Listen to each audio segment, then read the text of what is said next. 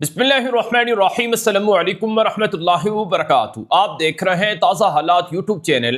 आज 20 अगस्त 2026 है और आज दिन है जुमेरात का। आज की ताज़ा तरीन बड़ी खबरों से इस व्लॉग का आगाज करेंगे। खुदा हाफिज अमरीका 70 साल के बाद मशरक़ वस्ता का मंजरनामा बदल रहा है। अमरीका के फौजी अड्डे मशरक़ वस्ता से ख़त्म हो रहे हैं। ईरान ने वो काम कर दिया है जो आज तक कोई नहीं कर सका है। अमरीका की फौजी क़यादत ने सर पकड़ लिए हैं और यही नहीं, अब ईरान यूरोप में मौजूद अमरीकी अड्डों पर नजरें गाड़ चुका है।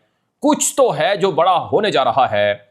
ईरान ने वो काम किया है कि जिसने ट्रंप की सारी अकड़ को निकाल कर रख दिया है और अब अमरीका और ईरान आपस में पसे पर्दा ऐसे मामलात पर उलझ रहे हैं कि जिनसे अमरीका खुद परेशान है कि ईरान से वो मामलात कैसे बनवाए। मज़ीद तफसीलात और मज़ीद डिटेल्स आपको बताएंगे। मशरक़ वस्ता में कैसे तब्दीलियाँ हो रही हैं और ईरान और अमरीका का ऊँट किस करवट बैठेगा, ये तफसीलात आपको बताएंगे। डिटेल से पहले ताज़ा हालात यूट्यूब चैनल को सब्सक्राइब कर लें। आगाज़ करेंगे नाज़रीन क्या, आज की सबसे बड़ी खबर इस वक्त मेरे सामने मौजूद है और ये खबर है अमरीकी मीडिया वॉशिंगटन पोस्ट की एक एक्सक्लूसिव स्टोरी है या रिपोर्ट है। यानी ये कोई मामूली खबर नहीं है, ये अमेरिका के मशहूर तरीन मीडिया वॉशिंगटन पोस्ट में छपने वाली रिपोर्ट है। मैं आपको इसका खुलासा बताने लगा हूं। वॉशिंगटन पोस्ट ने लिखा है कि ईरान की जंग से अमेरिका के फौजी अड्डों को मशरक़ वस्ता में इतना नुकसान हुआ है कि अब अमेरिका अपनी फौज की मौजूदगी मशरक़ वस्ता में बरकरार रखने के हवाले से परेशान है। अमेरिका अपनी फौज को बचाना चाहता है, इसलिए अमेरिकी अड्डे जो ईरान के हमलों में शदीद मुतासर हुए, तबाह हुए, उन अड्डों की मुस्तकिल खात्मे पर गौर किया जा रहा है और यह भी गौर किया जा रहा है कि आया ये जो अड्डे ईरान के हमलों में तबाह हुए, इनको दोबारा से तामीर किया जाए या इनको ऐसे ही छोड़कर अमेरिका भाग जाए, या अमेरिका अज सिरेनो कोई नई स्ट्रेटजी, कोई नई हिकमत अमली बनाए और अपनी फौज की मौजूदगी किसी और अंदाज में यहां रखे। इस पर गौर व फिक्र चल रहा है। और वॉशिंगटन पोस्ट ने अपनी रिपोर्ट में लिखा कि ईरान के हमलों में अमरीकी अड्डे ना सिर्फ अपनी हिफाजत करने में नाकाम रहे, बल्कि अरब मुल्कों के सिक्योरिटी और दिफा में भी नाकाम रहे और ईरान ने अमरीकी अड्डों की कली खोल कर रख दी है। और ये जो अड्डे मुतासर हुए हैं, बाज़ दीगर रिपोर्टों के मुताबिक तकरीबन 19 के करीब अमरीका के बेसिस थे जो ईरान ने टारगेट किए, जो शदीद मुतासर हुए, ये तबाह हुए। और आपको पता है अमेरिका के 17 से 18 फौजी हलाक और 750 या 800 के करीब फौजी जख्मी हुए हैं इन अड्डों पर। और अभी तो लड़ाई कोई 4-6 महीने चली भी नहीं। 40 दिन की एक लड़ाई हुई, 13 दिन की एक लड़ाई हुई और 12 दिन की एक लड़ाई हुई। तो सिर्फ 3 महीनों में या 2.5 महीनों में ये नुकसान हुआ है। अगर जंग फ़र्ज़ करें 1 साल होती है तो फिर क्या होगा। इसलिए अमेरिका अपने अड्डे अब ख़त्म करने पर गौर कर रहा है। अमेरिका की 50,000 से ज़्यादा फौज मशरक़ वस्ता में डिप्लॉय है, तैनात है। अमेरिका ने 1970 के बाद मशरक़ वस्ता में अड्डे बनाना शुरू किए थे। टैंकर वार शुरू हुई, खलीज जंग शुरू हुई। उस ज़माने में 80-90 की दहाई में अमेरिका ने बड़ी तादाद में अरब मुल्कों में वसी पैमाने पर अड्डे बनाए और अरब मुल्कों को कहा कि हम आपकी सिक्योरिटी और दिफा के ज़ामिन हैं। लेकिन तकरीबन 70 साल होने को हैं, अब अरब मुल्क वैसे तो अमेरिका के अड्डे 1950 से हैं, जंग अज़ीम दोम के बाद से मुख्तलिफ अंदाज से अमेरिका की मौजूदगी थी, लेकिन बड़े पैमाने पर जो अड्डे थे वो 80-90 की दहाई में फैले। तो अब अमेरिका अपना बोरिया बिस्तर बांध रहा है और मशरक़ वस्ता से वापस जाने की तैयारी कर रहा है। अमेरिकी मीडिया वॉशिंगटन पोस्ट की रिपोर्ट का यह खुलासा है। दूसरी तरफ एक और आलमी मीडिया फाइनेंशियल टाइम्स रिपोर्ट करता है कि ईरान की नज़रें मशरक़ वस्ता में अमरीकी अड्डों को टारगेट करने के बाद अब यूरोप में मौजूद अमरीकी अड्डों पर लग चुकी हैं। ईरान यूरोपीय ममालिक में अमरीकी बेसिस को देख रहा है। चुनांचे फाइनेंशियल टाइम्स ने लिखा कि ईरान ने ऐसी मनसूबाबंदी की है कि यूरोप के अंदर मौजूद जो अमरीकी अड्डे हैं उनको दोबारा जंग छिड़ने की सूरत में टारगेट किया जाए। चुनांचे साइप्रस जो कब्रस है वहाँ पर जो अमरीकी बेसिस हैं उनको मार्क किया गया है। बुल्गारिया ये जो यूरोपीय मुल्क है यहाँ पर बेसिस को मार्क किया गया है।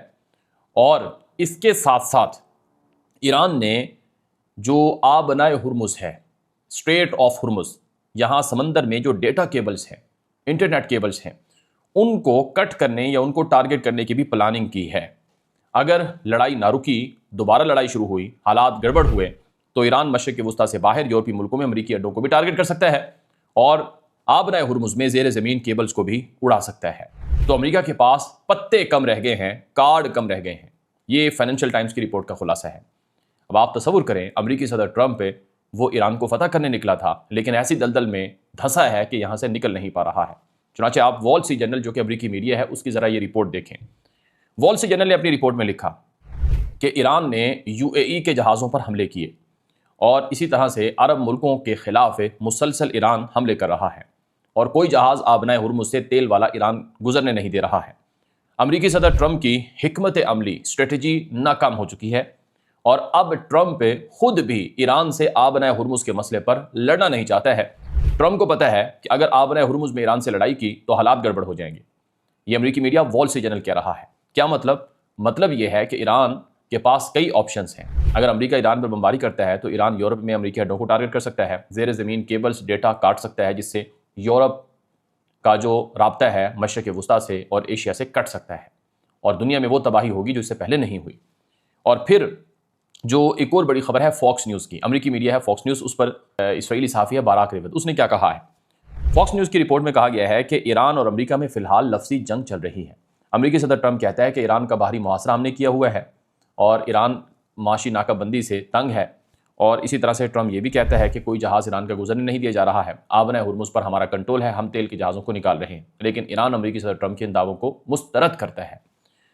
دوسری طرف جو آج کی ایک اور بڑی خبر ہے وہ یہ ہے کہ ایران کے پارلیمنٹ کے اسپیکر باقر کالیباف نے تازہ بیان میں کہا ہے کہ امریکہ یہ سمجھتا ہے کہ وہ ایران پر دباؤ ڈال کر اپنی شرائط منوا لے گا اور مزید رعایتیں حاصل کر لے گا جو ایران کے ساتھ کیے گئے معاہدے میں پہلے سے طے ہی نہیں ہیں۔ اور امریکی وزیر جنگ پیٹ ہیگسٹ اور امریکی وزیر خزانہ بیسنٹ، یہ دونوں اپنی اوقات سے بڑھ کر دھمکیاں لگا رہے ہیں، کام کر رہے ہیں، لیکن ان کے سارے منصوبے ناکام ہوئے ہیں اور ایران اس وقت جیت رہا ہے۔ ایرانی پارلیمنٹ کے اسپیکر باقر کالیباف نے عراق کی پارلیمنٹ کے اسپیکر کے ساتھ ملاقات کی اور عراق کو کہا ہے کہ وہ اپنا تیل آبنائے ہرمز سے ایران کے راستے سے گزار سکتا ہے بغیر ٹیکس کے۔ تو عراق کو اسپیشل سٹیٹس دیا ہے، یا عراق کے لیے اسپیشل یہ آفر جاری کی ہے ایران کی طرف سے، جو بنیادی طور پر چائنا اور رشیا کے بعد تیسرا ملک ہے جن کو کہا کہ تم اپنے جہازوں کو یہاں سے گزار سکتے ہو۔ یہاں پر ایک اور بڑی خبر ہے کہ متحدہ عرب امارات، یونائٹڈ عرب ایمریٹ نے ایران کے ساتھ ہر طرح کا مالی معاملہ ختم کر دیا ہے۔ UAE بہت سخت ناراض ہے ایران سے، کیونکہ ایران تیل کے جہازوں کو، UAE کے تیل کے جہازوں کو ٹارگٹ کر رہا ہے۔ کوئی 5 سے 7 جہاز ہیں UAE کے جو ایران ٹارگٹ کر چکا ہے، اور یہ بھی رپورٹ ہے کہ ایک اماراتی جہاز کو ایران نے قبضے میں بھی لیا ہے۔ تو متحدہ عرب امارات نے ایران کے ساتھ لڑنا، ایران کے ساتھ مالی معاملات کرنا، تعلقات لین دین کے ختم کر دیے ہیں، عالمی میڈیا رپورٹ کر رہا ہے۔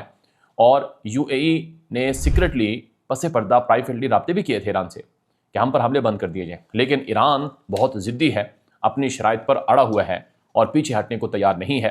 چنانچہ ایران نے کہا کہ چاہے UAE ہو، چاہے قطر ہو، چاہے کوئی بھی ملک ہو، ہم اپنے اصولوں کے مطابق معاملات کریں گے۔ ہمارے اصول واضح ہیں کہ امریکہ کے اڈے ختم کر دو، امریکہ کو یہاں سے بھگا دو، اور پھر ہمارے ساتھ تجارت کرو، ہمارے ساتھ لین دین رکھو، اور جو ہم کہہ رہے ہیں آبنائے ہرمز پر ٹیکس کا نظام ہوگا، ہم اسے کنٹرول کریں گے، اس کو مانو۔ اگر یہ نہیں مانتے تو پھر ہم تمہارے جہازوں کو ٹارگٹ کریں گے۔